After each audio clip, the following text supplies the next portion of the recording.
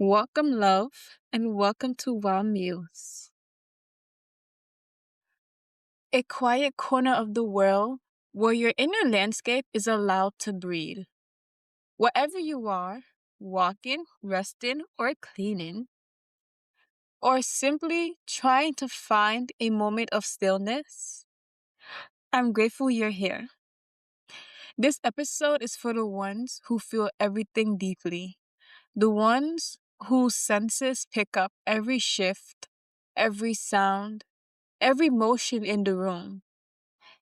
It's for the ones who get overwhelmed, not because they're fragile, but because they're attuned. If you ever felt overstimulated by noise, people, by expectations, emotions, or by the sheer amount of life happening around you, this episode is for you. You are not alone in this. You are not strange. You are not too sensitive. You are simply someone whose nervous system whispers before it screams. So take a slow breath with me and let's begin. Glory to the Lamb. Glory to the Lamb. Hi, I'm Shaya, and this is Wild Muse, a soft place to land, a quiet place to grow, a gentle place to begin again. If you ever needed silence just to hear your own thoughts, or space just to feel like yourself again, you're in the right place. Let's explore overstimulation with tenderness, with curiosity, and with compassion. Let's begin with understanding overstimulation and what's happening inside you when everything feels like too much. Overstimulation is what happens when your nervous system is absorbing more than it can process. It's not dramatic. It's not weakness. It's not being too much. It's your body saying, there's too much happening. I need quiet. I need space. I need to breathe. So let's explore the layers. Number 1, sensory overload. This is when your senses, sound, light, movement, touch, becomes too intense. It can feel like noise stacking on noise, lights feeling too sharp, textures feeling overwhelming, conversations blending together, your body wanting to shut down. Your nervous system is trying to protect you, but there's something I've realized in myself. Creative minds sometimes notice everything. We notice the hum of the refrigerator, the shift in someone's tone, the flicker of a light, the texture of fabric on our skin, the way energy in a room changes before someone says anything. Being observant is beautiful. It helps us artists. It helps us storytellers. It makes us detail orientated.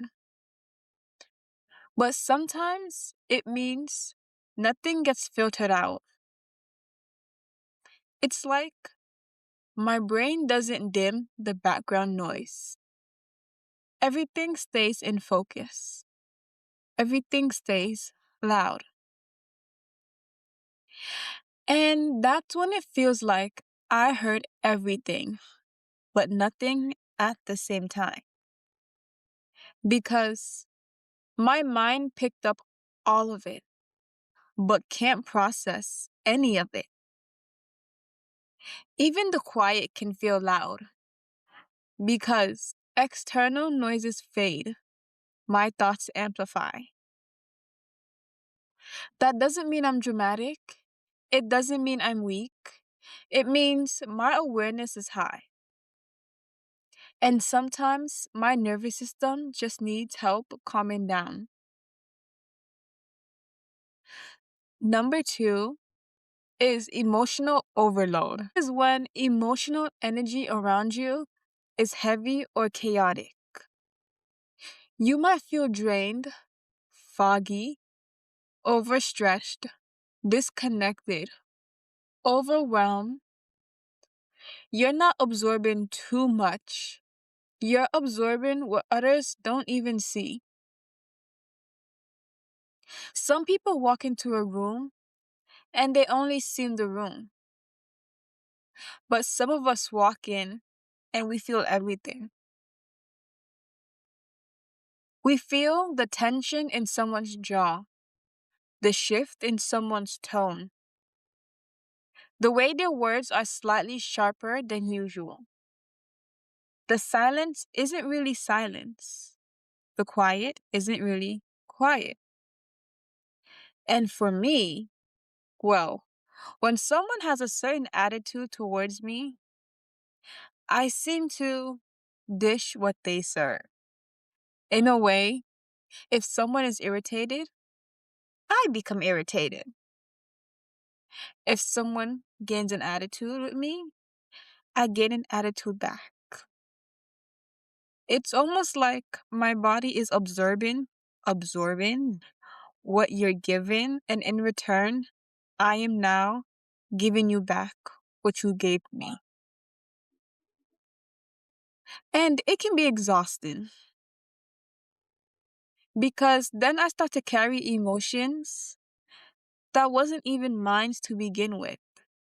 And I have to go back and re-regulate myself because now I'm angry because somebody was angry and I don't know why I'm angry. Or maybe it's just too much and you become angry at the fact that you were angry.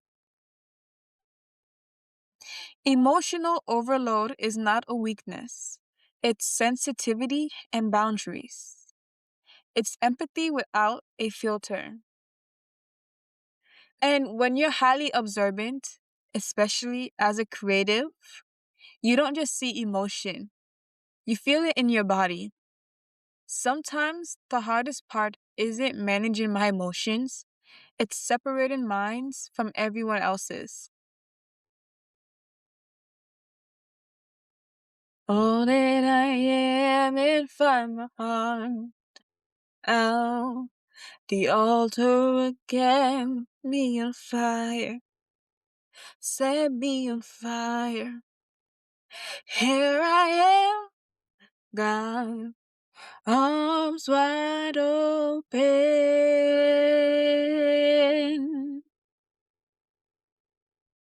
pouring out my life, gracefully broken.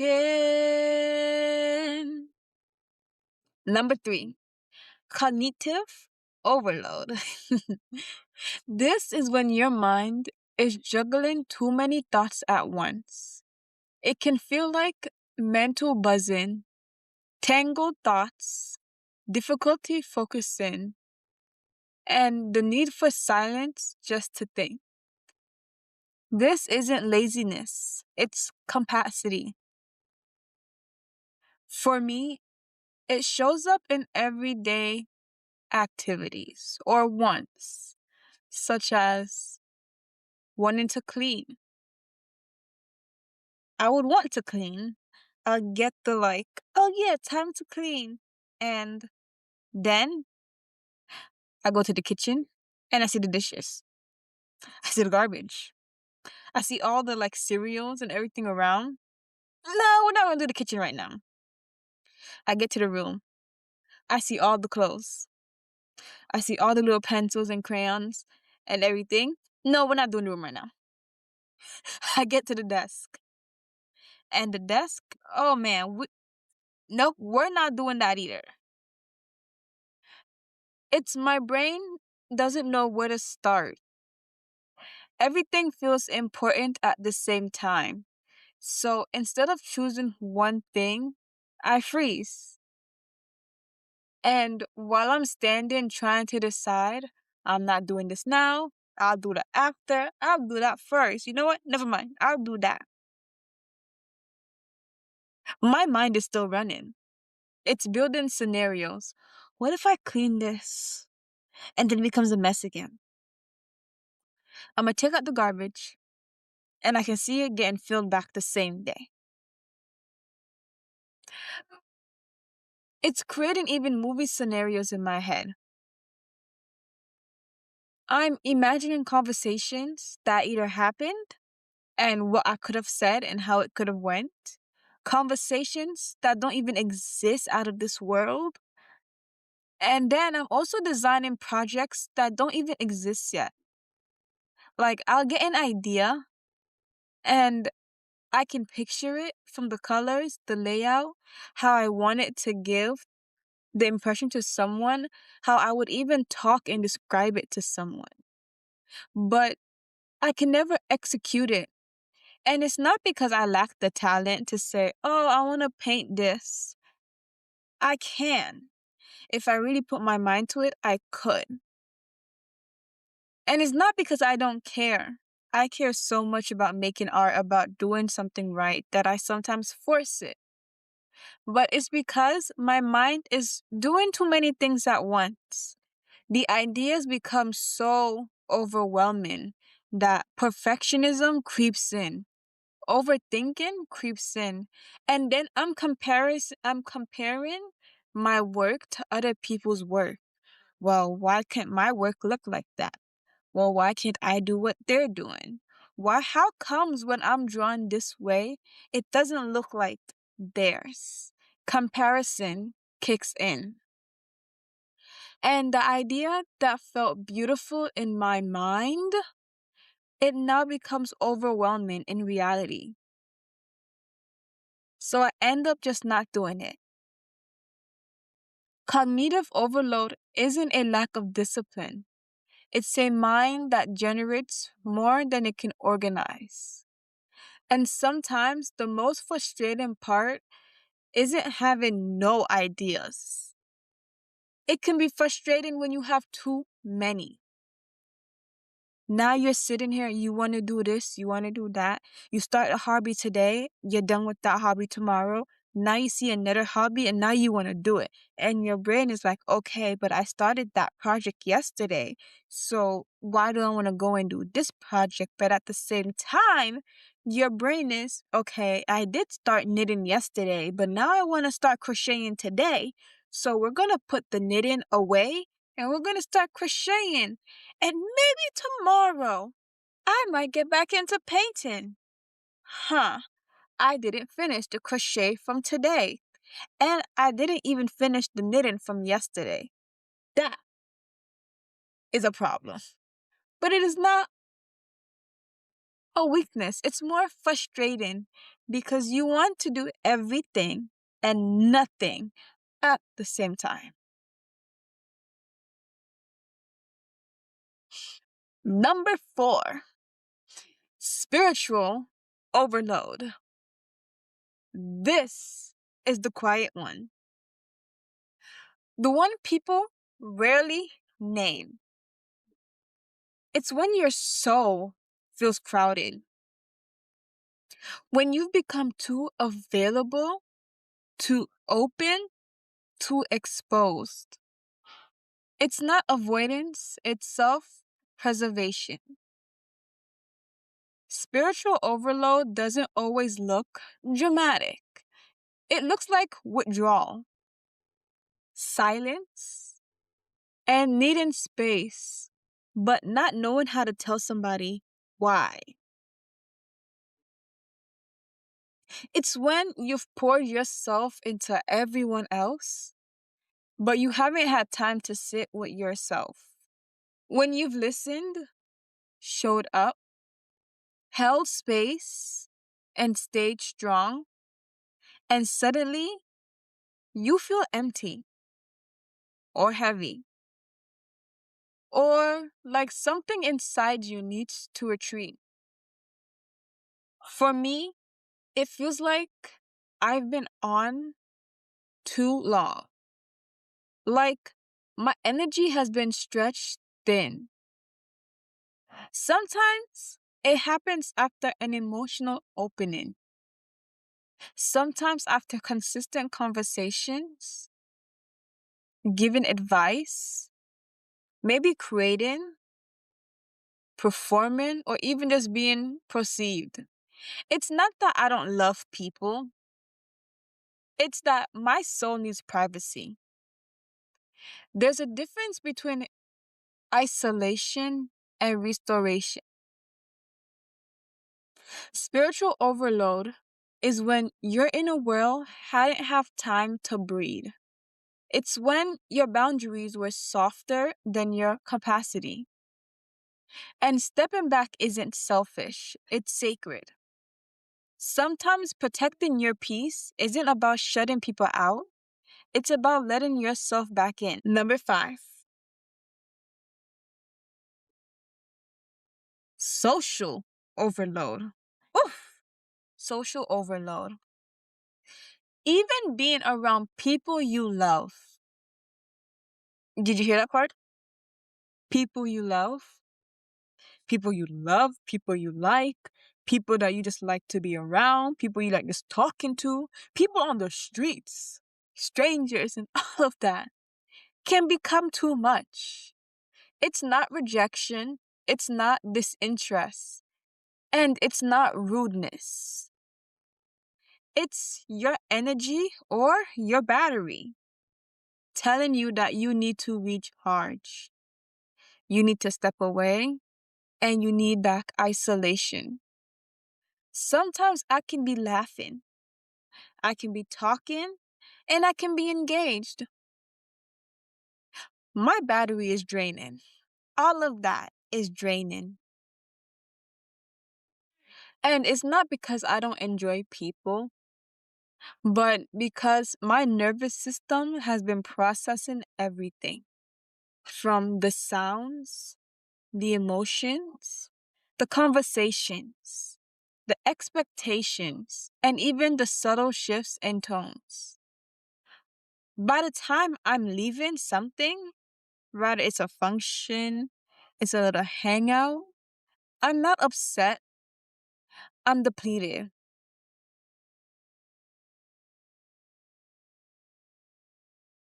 And if I don't take space, it becomes irritation or shutting down,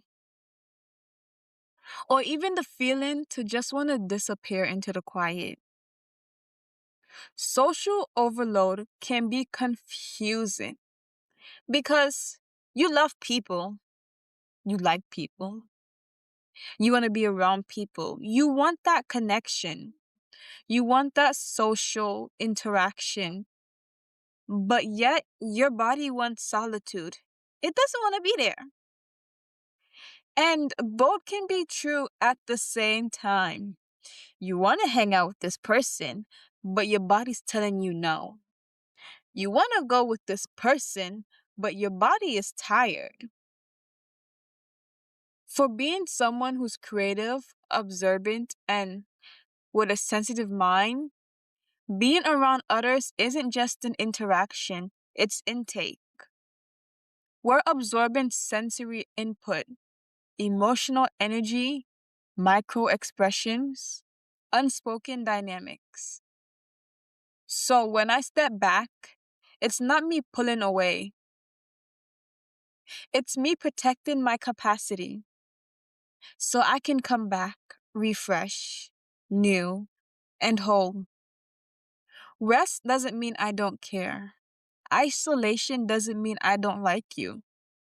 It means I'm trying to care for myself before I become a burnout. And once I become a burnout, I shut down.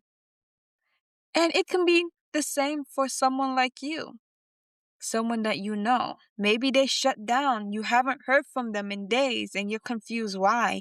Maybe you said something wrong. Maybe you did something wrong.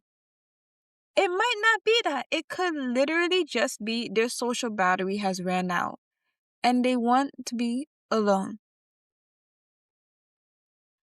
Maybe it's not that I'm too sensitive. Maybe I've just been overloaded. Sensory overload is when the world feels too loud. Emotional overload is when others have these energies that become heavy in your chest. Cognitive overload is when our thoughts won't line up and your mind won't slow down. Stop. Spiritual overload is when your soul feels crowded or overexposed. Social overload is when even love requires more energy that I don't have. None of it means you're broken. None of it means you're dramatic. None of it means you're incapable. It means you feel deeply, you notice deeply, you think and connect deeply. And depth without rest turns into being overwhelming. So maybe the answer isn't to harden yourself. Maybe it's to honor your limits, to step back when you need to quiet the noise. Maybe to quiet your noise, you have to turn up the music. You have to have something else in your background to make your mind blank. And maybe learning to pause isn't weakness.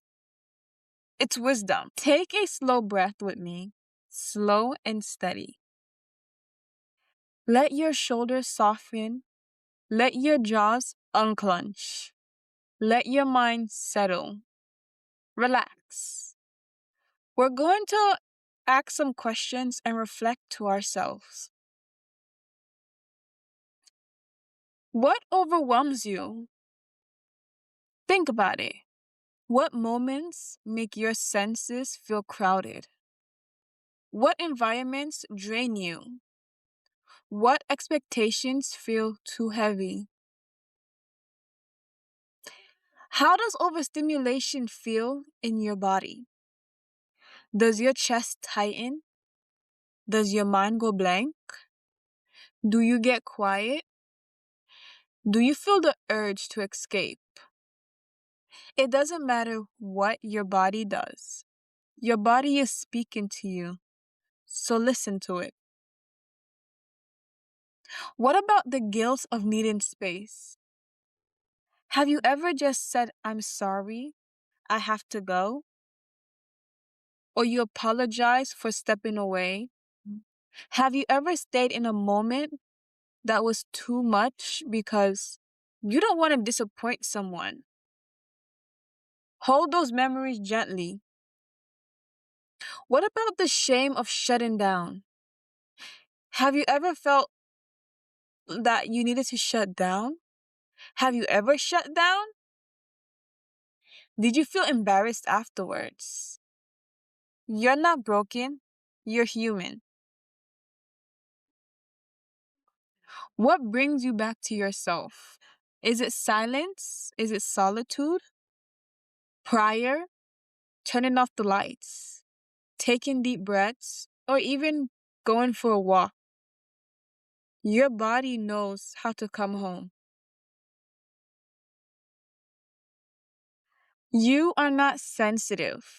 You are not too much. You are not difficult, and you are not dramatic. You are a human being with a nervous system that feels deeply and processes everything slowly. You are allowed to need quiet. You are allowed to need space. You are allowed to step away, and you are allowed to say, this is too much for me right now. Your softness is not a liability. Your sensitivity is not a flaw. You need quiet. It's not something to fix. It's something to honor. Isaiah 41:10. Fear thy not, for I am with thee. I will strengthen thee. I will help thee. I will uphold thee. Let's talk about it. Fear thy not. This isn't a harsh command, it's reassurance. God doesn't shame fear, He answers it. For I am with thee. The power isn't in your strength, it's in His presence.